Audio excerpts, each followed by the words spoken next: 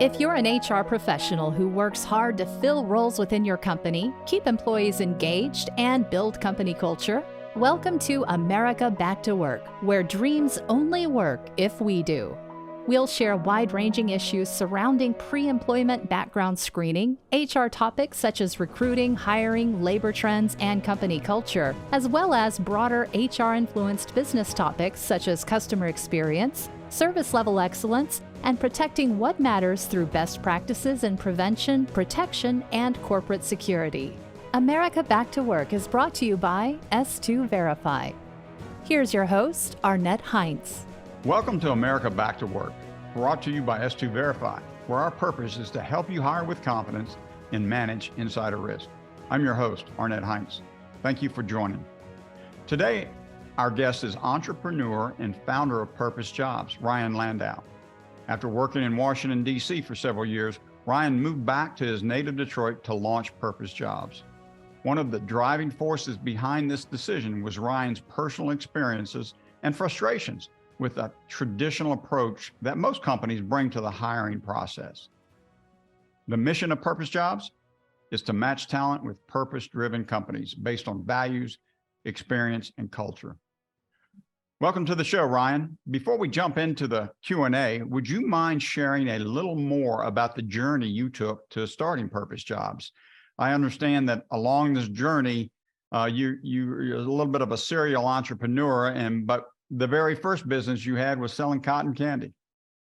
Yeah, well, first of all, thank you for having me. And that's accurate. My first company ever, if we're going back to the age of 12, I guess we can do a little background, was selling cotton candy and snow cones with my brothers. We were going to parties, graduation events and things like that. And just trying to bring a little bit of joy into people's life. But that was definitely my first job. Yeah.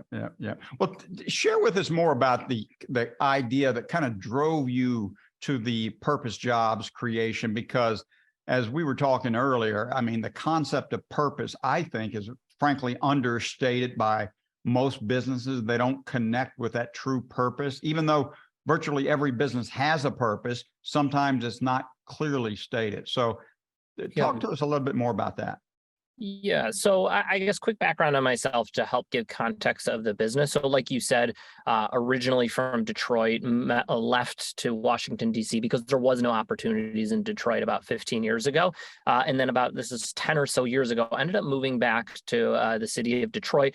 There's a businessman named Dan Gilbert who's really leading the force in the revitalization in this city. Ended up joining a few companies just to see what was going on in the landscape there. But what I noticed quickly, the revitalization of Detroit is kind of the same story what's happening in Columbus, Indianapolis, and other, St. Louis, other cities in the middle of the country. And so launched Purpose Jobs, I would say, for two reasons. One is traditionally tech companies have always been built in, San Francisco and New York and coastal cities, but we believed in Detroit and in the Midwest that there's big opportunities here to build your company here. So that was one reason we started the company. And then also, like you said, how can we match job seekers and companies based on more things than just compensation and location and skill set? You spend so much time at work. How can you connect with a company on a deeper level? And so with those two things in mind, we launched Purpose Jobs about 5 years ago. And today, we're the largest startup and tech community in the middle of the country in emerging markets and in the Midwest. Oh, that's wonderful. And you do have a focus in the Midwest, correct? Yeah, we are focused on the Midwest. However, we still have national presence because a lot of people that are from the Midwest are now living in San Francisco, New York, Boston, cities like that, and are interested in, boomeranging back home or just staying informed of what's happening in the middle of the country.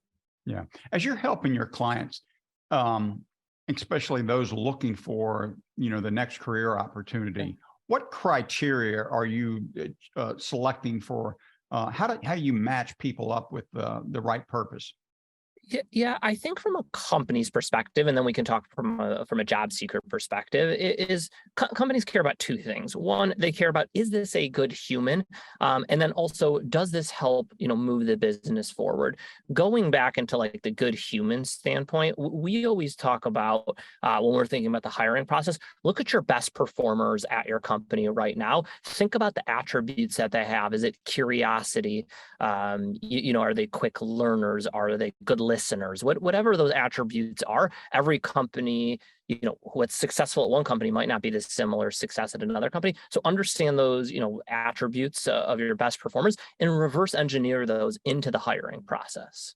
Yeah. I love how you've kind of crystallized the concept around, is this person a good person? Because that at the heart of what S2 Verify does, we're trying to help clients make sure that the candidate that they're selecting is a good person, that they can align to the company, that they can work in the culture of the company. So that's hugely important.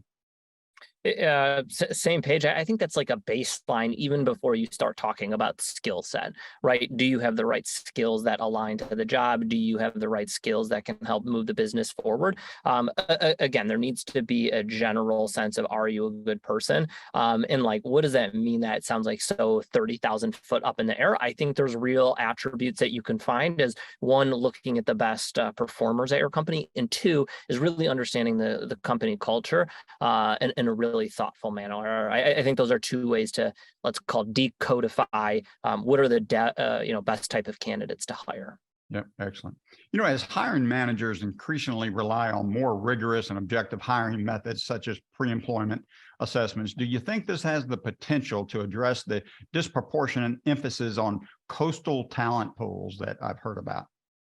Yeah, I think, so we are operating with a focus in the Midwest. A lot of the companies that we chat with now are, yes, Midwest companies, but we're also working with a lot of companies that are in coastal cities wanting to tap into new talent pools. So a hiring strategy for a company isn't just a 50-mile radius around their office. It's really sometimes America, North America, or the world. And so I think people from coastal cities end up hiring in the Midwest because it's not just about hiring, it's also about retention. And so like, how can you find great people? And then also, how can you have them stay at the company? And we tend to see higher retention rates in the Midwest versus, different coastal cities. Yeah. Over the last 12, 18 months, one of the phenomenons that I think we're seeing in the market today is the large number of individuals who are actually quitting their jobs. And have you got a perspective on what's driving this phenomenon today? Yeah, I think what's driving the phenomenon in the last couple of quarters is I think job seekers are looking for two things. One, they're looking for professional growth. Is there a path from where they are today to really grow at the company? I think that's one. And then the other thing that we hear based on, kind of the economic environment is stability. And so people want to be at a company that it's not just growth at all costs or growth without a strategy. Job seekers really want to understand the economics, the financing behind a business to make sure that they're joining a company, not just for the next couple of months, but they can also see them building themselves and having a good career there. And when I say career, I don't mean 30-year career, but I mean an experience that's lasting 3, 4, 5+ years. And so I think stability is really important these days and career pathing. Yeah. I've seen recent articles in Harvard Business Review about unstructured interviews and how they have a poor record of predicting job performance. But many hiring managers continue to rely on this approach. Why do you think this is? And do you know of any alternatives that you might suggest in this space? Yeah, I mean, not to simplify it, but would you rather hire based on a feeling or would you rather hire based on a fact? And the way that what we talked about earlier is hiring should be, right, there is a little bit of a feeling to it, but you should really try to think about it in a thoughtful manner, like your sales process, like your marketing process. There should be a real understanding of what you're looking for, a scorecard against those attributes, and how you see them reflected in top performers at your company today. Yeah. I do. You mentioned the concept about a gut feeling. And there are so many businesses, hiring managers that do. They just, oh, that's a good guy, that's a good gal, and they end up hiring and then having problems later. So your point is very well taken. Yeah. Yeah, and making bad hiring decisions can end up being very expensive for a variety of reasons. Yeah. Traditional hiring methods such as reviewing resumes are notoriously prone to a bias. What are some of the ways HR teams are mitigating these biases and, trying to identify the best diverse talent pool they can and give everyone a good equal opportunity at getting a great job? So I think resumes are a good, kind of step in the door. But I also think companies, and we see a lot of companies doing this throughout the interview process, inserting some type of project into it. So it's like, all right, you're an engineer or you're a marketing person. Let's have you do part of the job during the interview process. And so what I mean is, like, if you're a marketing person, how do we get you to help you write sales or marketing copy or website copy? Or if you're an engineer, how can you help build a small product and stuff like that? Again, you have to be respectful to the job seeker's time, and we've even seen some companies pay job seekers to do these projects. But again, not just based on someone's name, but versus the quality of work that they can do. I think that's like a really important thing to think about throughout the hiring process. And as much as you can actually get them doing the thing that you want to do during the employment time, like, I would say move that as forward as possible in the interview process. Yeah. Job seekers today are really trying to identify the culture of the company that they want to join. But yet there's so many companies that do struggle with, getting their culture right. Do you have any recommendations of, to company teams that are trying to get the culture piece of this right for the job seekers that we have in the market today? Yeah, I think from a job seeker standpoint, think about what's important to you. And what's important to you doesn't mean that has to be important to everyone. And so understand that. And when I mean understand that, doesn't need to be too complicated. Like, get a sheet of paper, write down the attributes that you're looking for. Maybe it's a good manager, maybe it's career growth, maybe compensation is super high on the list, which is typically up there. And then from a company, as you're looking for a job, look at their values, look at how we call them values in action at our company at Purpose Jobs, is because you can have a company that has great values and they just have them plastered on the wall, but that really means nothing. And so how have the values that they stand for, how are those in action from a day-to-day perspective? And I think you can understand those by talking to current team members, talking to your potential, manager and stuff like that, and just being really values. Okay, you stand for these. Share with me a few examples how X, Y, and Z lives from a day-to-day perspective within your company. Yeah, that's great. Another challenge I think for some companies is the hiring and onboarding process.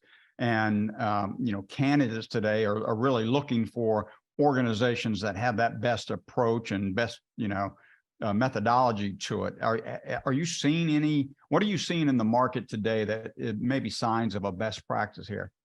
Yeah, I think just having a thoughtful, documented process is one really important thing, rather than just like, hey, we have an onboarding process. No, like, what is the onboarding process? And even showing that to a job seeker during the interview process. I think that's really important. So everyone knows what they're getting into. And what we like to say around here, no surprises, right? How can we make sure on the company side or the candidate side, there's no surprises? So giving them visibility to what the work is like by giving them a project, visibility into what onboarding looks like by giving them like an agenda.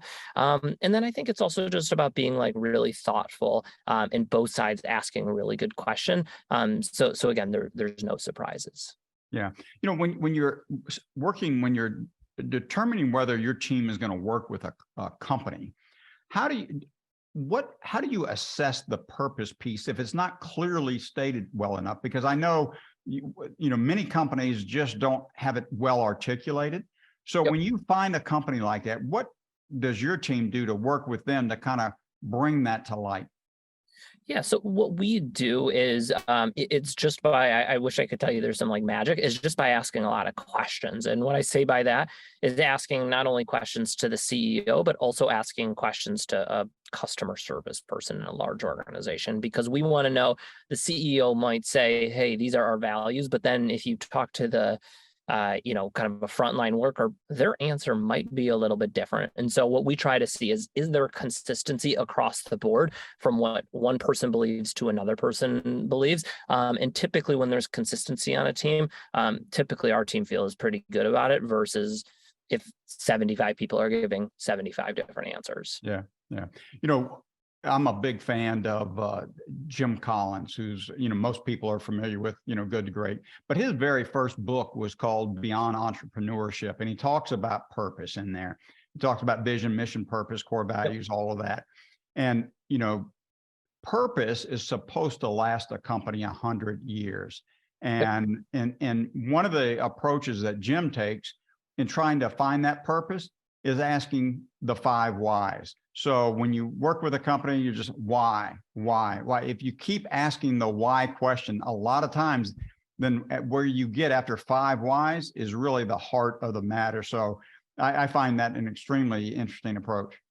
Same page. I think, again, I know I've said it probably a few times, so I'm a bit repetitive, but curiosity and being like an active listener is such an important skill set. It's so different from just listening and just going with the flow. And I agree. Jim Collins has written some good books. I actually think he wrote another book called Built to Last that talks about enduring companies like Southwest Airlines and other companies that have really sustained for a really long time. Not only do they have good economic, good